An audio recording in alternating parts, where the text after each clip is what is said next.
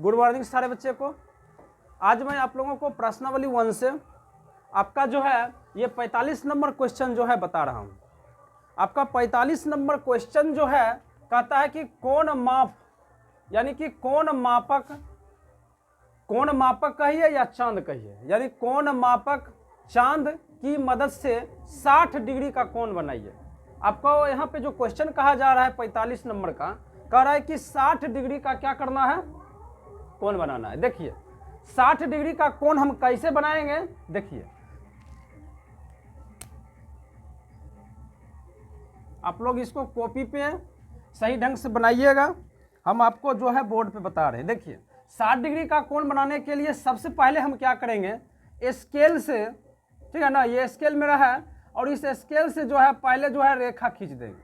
ठीक है, मान लीजिए कि हमने यहाँ पे क्या कर दिया, रेखा खींच दिया ना। चलिए उसके बाद क्या करना है समझिए, ये आपका बायां भाग हुआ, ये आपका कौन सा भाग हुआ, बायां भाग। इस बायां भाग में क्या करना है, चांद को रख देना है इस प्रकार से, देखिए इस प्रकार से।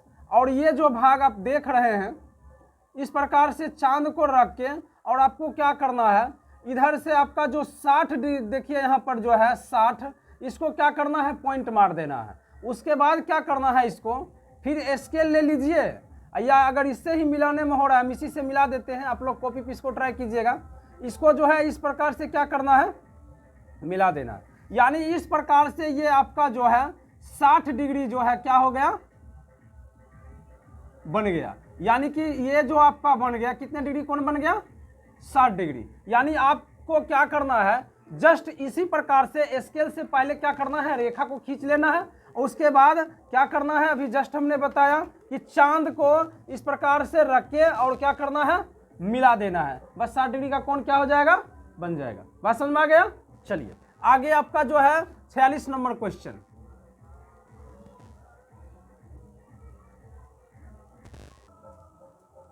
यहां पे आपका जो है 46 नंबर क्वेश्चन है, कहता है कि मीटर स्केल, मीटर पैमाना की मदद से निम्नांकित माप का रेखाखंड खींचिए। देखिए यहाँ पे कह रहा है आपको कि कौन नंबर 5 सेंटीमीटर और ख कह रहा है 2.8 सेंटीमीटर का क्या कह रहा है, रेखाखंड खींचने के लिए। रेखाखंड किसे कहते हैं, जिसकी लंबाई क्या हो, निश्चित हो, जिसकी लंबाई क्या हो, निश्चित हो। यानी कि यहाँ पे आपका पहला कह रहा है 5 सेंटीमीटर का क्या कह रहा है, रेखाखंड खींचने के लिए। क्या कह रहा है, 5 सेंटीमीटर का क्या कह रहा है यहाँ पे, रेखाखंड खींचने के लिए। देखिए क्या करना है, कुछ नहीं करना है, बिल्कुल आसान है। आपको स्केल ले लेना है और स्केल से क्या करना है, आप इसको इस प्रकार से रख दीजिएगा। और देखिए यहाँ शुरू में है 1 2 3 4 5 है ना। आप लोग इसको कॉपी पर बढ़िया से बना लीजिएगा, हम बोर्ड पे बता रहे हैं। देखिए यानी कि आपको करना क्या है, यहाँ शुरू से यानी कि 1 से स्टार्ट करना है और 5 तक जो आपका दिया हुआ है उसको क्या करना है, स्केल को एकदम पूरा सीधा रखना है, तिरछा जो रखिएगा तो गलत हो जाएगा। ठीक है, उसके बाद क्या करना है, 1 से लेके 5 तक में क्या करना है, इसको मिला देना है इस प्रकार से। क्या करना है, मिला देना है।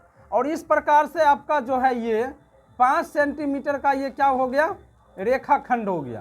क्या हो गया, रेखाखंड हो गया। इस प्रकार से आपको जो है 5 सेंटीमीटर का जो है रेखाखंड खींचना है। जस्ट देखिए ख नंबर क्वेश्चन जो आपका कहता है कि 2.8 सेंटीमीटर, तो इसको भी क्या करना है, उसी प्रकार से बनाना है। स्केल को रख लेना है। उसके बाद शुरू से जो आपका 1 और 2 है, तो 2 के बाद यहाँ पे कह रहा है कि दशमलव यानी 8, तो यहाँ घबराना नहीं है। 2 के बाद देखिए आपको लाइन जो दिया हुआ है इसमें, इसको गिन लेना है। यानी कि गिनिएगा 2 के बाद, तो देखिए यहाँ पे लिखा है 1 2 3 4 5 है ना। और उसके बाद फिर 3 लाइन जो है गिन लेना है। 5 के बाद हो गया 6 7 8। यानी इस प्रकार से आपको क्या करना है, शुरू से लेके और लाइनिंग गिन के 2 के बाद यानी कि 8 जो है गिन के आपको क्या करना है, रेखा को इस प्रकार से क्या करना है, पॉइंट रख के मिला देना है इसको। ठीक है, थोड़ा बोर्ड पे नहीं हो रहा है, आप लोग कॉपी पे ट्राई कीजिएगा तो क्या होगा, हो जाएगा। ठीक है ना, इस प्रकार से आपको क्या करना है, मिला देना है। यानी ये आपका ए हो गया और ये क्या हो गया, बी। यानी इस प्रकार से ये आपका क्या हो गया, 2.8 सेंटीमीटर का ये क्या हो गया, आपका रेखा हो गया। यानी आप स्केल की मदद से जो है आप जो है रेखाखंड यानी 5 सेंटीमीटर और 2.8 सेंटीमीटर का जो है रेखाखंड आराम से खींच सकते हैं। ठीक है ना, चलिए समझ गए आप लोग।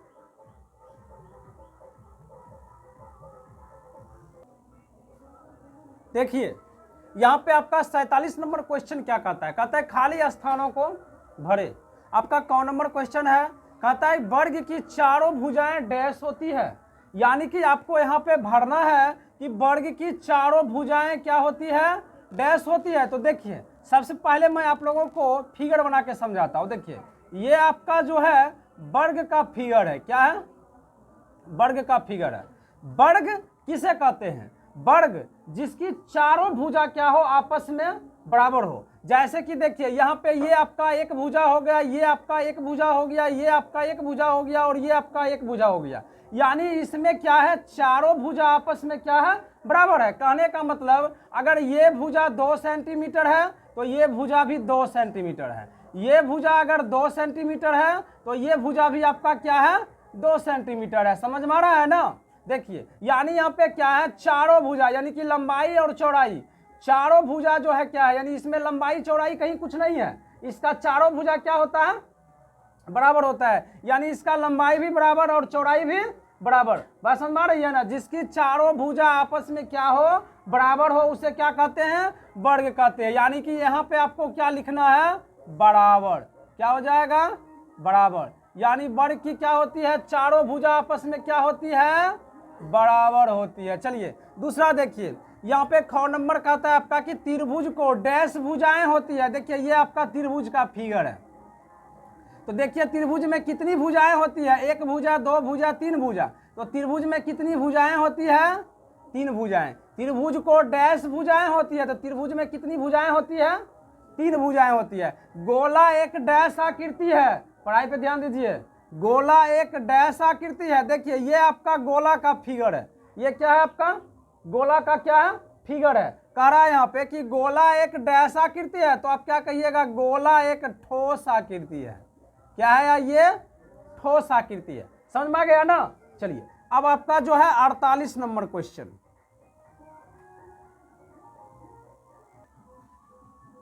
यहां पे अब आपका जो है 48 नंबर क्वेश्चन कहता है कि नीचे की आकृति में त्रिभुजों की संख्या बताइए। यहां जो आपका आकृति दिया हुआ है, इस आकृति में ये बताना है कि त्रिभुज की संख्याएं कितनी है।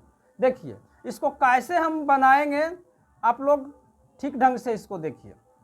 पहला देखिए यहां से यहां तक, ये जो आपका दिया हुआ है, ये हो गया आपका एक भाग, ये क्या हो गया, एक भाग। यानी ये हो गया एक त्रिभुज, ये क्या हो गया 2, ये क्या हो गया 3, ये क्या हो गया 4। बात समझ आ गया ना। उसके बाद एक भाग आप ये ले लीजिए, ठीक है ना। जब इसको आधा कीजिएगा तो एक भाग ये हो गया, और उसके बाद क्या हो गया, एक भाग ये हो गया। कितना हो गया, 6 हो गया। उसके बाद देखिए अब क्या करना है, एक भाग मान लीजिए क्या करना है, इधर से ले लेना है ऊपर और इधर से इधर, यानी कि यहाँ से इधर ले लिए, अरे एक भाग इधर न लिए, अब एक भाग यहाँ से इधर लेना है, एक भाग क्या हो जाएगा इधर। बस समझ आ रहा है ना। यानी इस प्रकार से आपका जो है, यानी कि त्रिभुज की संख्या जो है कितनी है, 8 है। अब फिर से समझिए, देखिए फिर से समझिए, यहाँ से लेके यहाँ तक आपका एक भाग हो गया, यानी ये आपका एक भाग हो गया, ये आपका दूसरा भाग हो गया, मान लीजिए समझिए, ये आपका तीसरा भाग हो गया, और ये आपका क्या हो गया, चौथा भाग हो गया। तो 4 त्रिभुज तो आपको दिखाई दे रहा है।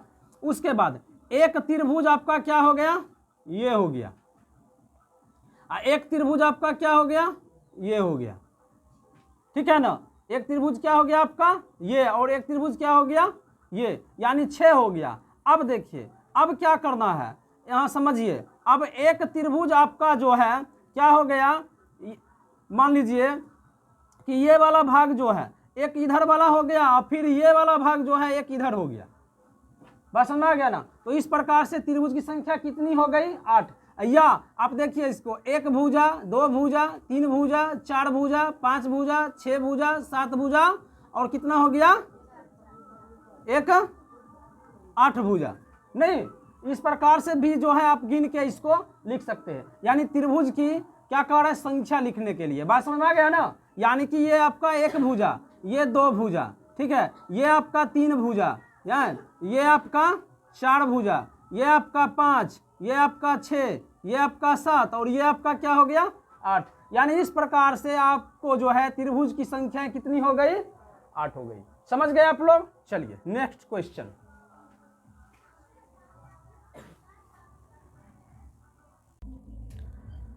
देखिए अब आपका जो है 49 नंबर क्वेश्चन क्या कहता है, कहता है 49 नंबर क्वेश्चन कि निम्नांकित आकृति का परिमाप ज्ञात कीजिए, है ना। देखिए ये जो आपका आकृति दिया हुआ है ना, इसका परिमाप ज्ञात करना है। तो यहाँ पे करना कुछ नहीं है, सिर्फ ध्यान देना है।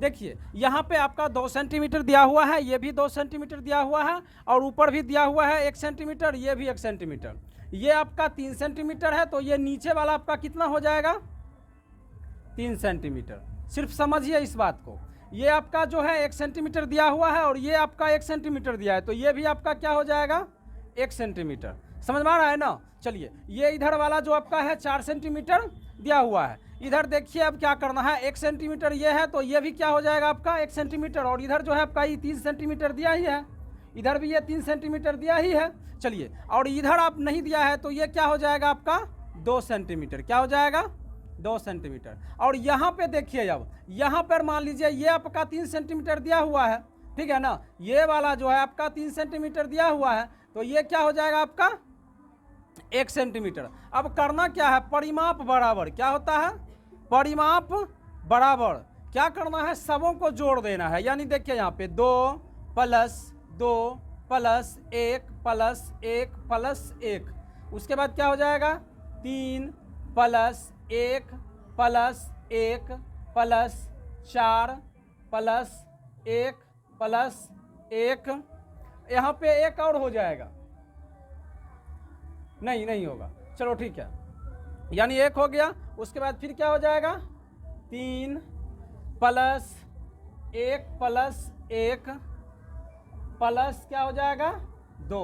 सबों को क्या करना है जोड़ देना है। देखिए इसको जोड़िएगा तो कितना होगा 2 2 4, एक क्या होगा 5, उसके बाद 6 7 7 3 10 11 12 12 4 16 17 18 18 3